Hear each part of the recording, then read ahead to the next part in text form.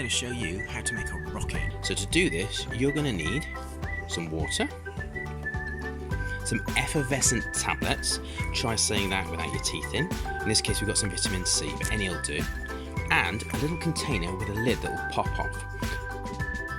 So you want to take about a quarter of your vitamin C tablet, pop it in, add some water, maybe about a third. You can always experiment to see what works best. Now this is the tricky bit.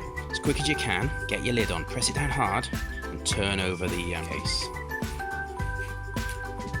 Now it's just waiting.